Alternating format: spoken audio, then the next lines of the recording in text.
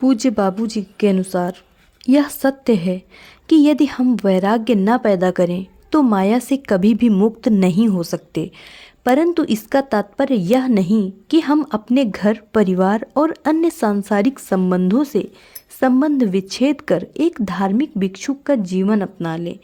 मैं उन लोगों से सहमत नहीं हूँ जिनके अनुसार वैराग्य उत्पन्न करने का एकमात्र मार्ग सारे सांसारिक बंधनों को तोड़कर परिवार से दूर किसी निर्जन स्थान में निवास करना है।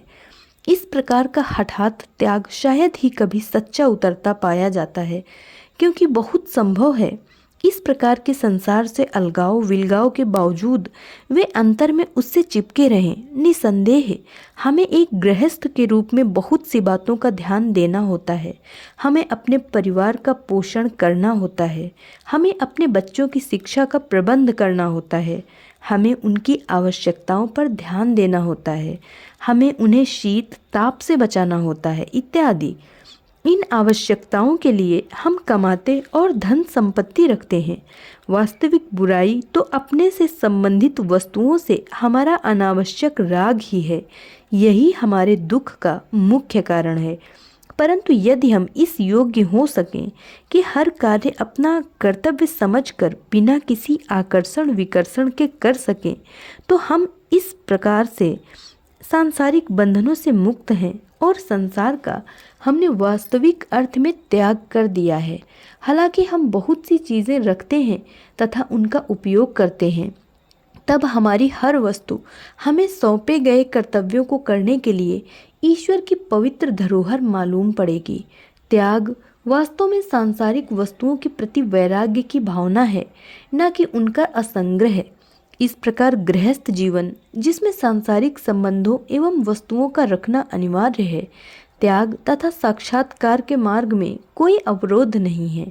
परंतु तभी जब व्यक्ति अपने से संबंधित वस्तुओं से अनावश्यक रूप से चिपके न हो। संतों के ऐसे अनगिनत उदाहरण हैं जिन्होंने उच्चतम कोटि की पूर्णता को सारे जीवन गृहस्थाश्रम में रहकर ही प्राप्त किया है। त्याग वास्तव में मन की आंतरिक अवस्था है जो वस्तुओं के क्षणिक और परिवर्तनशील स्वभाव को उजागर करती है तथा ऐसी वस्तुओं से वैराग्य की भावना पैदा करती है। उसकी दृष्टि प्रतिक्षण वास्तविकता पर टिकी रहती है जो अपरिवर्तनशील और अक्षर है, और वह आकर्षण विकर्षण की भावना से मुक्त रहता है। वैराग्य का यही वास्तविक अर्थ है। जब हमारे मन की यह अवस्था हो जाती है तो हम इच्छाओं से छुटकारा पा जाते हैं। जो कुछ भी हमें मिल जाता है हम उसी में संतुष्ट रहते हैं। इच्छाओं का अंत होने का अर्थ संस्कारों के निर्माण का बंद हो जाना है। इसके बाद जो बच रहता है वह पूर्वकृत संस्कारों का केवल भोग है जिन्हें अपने जीवन में समाप्त करना होता है। प्रकृति भी इस प्रक्रिया में भोग के लिए क्षेत्र बनाकर हमारी सहायता करती है, जिससे हमारे शरीर पर से हमारे विचारों और कार्यों के भोग संस्कार मिट सकें। जब यह आवरण पिघल जाते हैं तो हम अस्तित्व के सूक्ष्म रूपों को धारण करने लगते हैं। अभी पूज्य लाला जी के विचार। संसार ऐसा स्थान है जो अंधकारपूर्ण और संकीर्ण कणों से भरा हुआ है, लेकिन उनके बीच एक दमक रहती है। इसका मतलब यह है कि सृष्टि के प्रारंभ से माया और पुरुष साथ साथ रहते हैं। दूरदर्शी, बुद्धिमान और दिव्यता की ओर अग्रसर लोगों की आंखों को इन कणों की दमक वाला भाग दिखाया जाता है और उन्हें लाभ होता है। दूसरी ओर सांसारिक और निकम्मी चीज़ों में फंसे लोगों का संपर्क अंधकार में भाग से रहता है। वे अपने अंदर उस अंधेरे का प्रभाव सोखते चले जाते हैं।